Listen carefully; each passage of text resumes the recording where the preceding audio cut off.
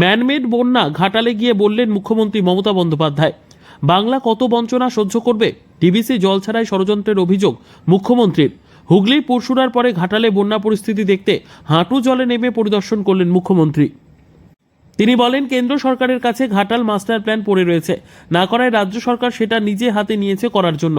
DVC এর ছাড়া বিপুল পরিমাণ জলে দক্ষিণবঙ্গের বিস্তীর্ণ এলাকা আজ বন্যা কবলিত।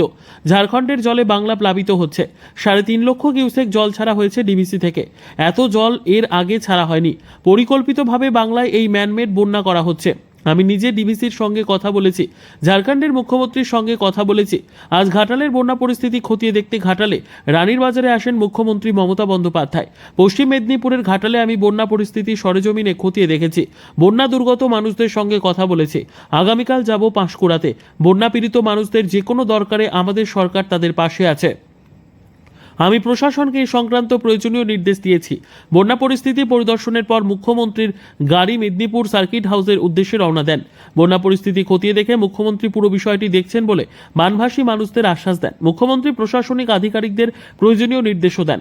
মুখ্যমন্ত্রী মমতা বন্দ্যোপাধ্যায় সাংবাদিকদের বলেন, এটি ম্যানমেড বন্যা। রাজ্যকে না জানিয়ে কেন্দ্রীয় সরকার বিভিন্ন জলাধার থেকে জল ছাড়ায় এই বন্যা পরিস্থিতির সৃষ্টি হয়েছে।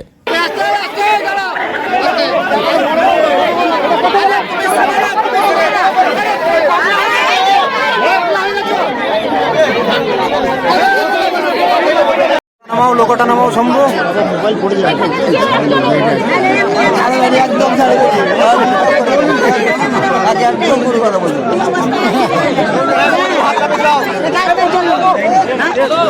লোকটা নামাও না।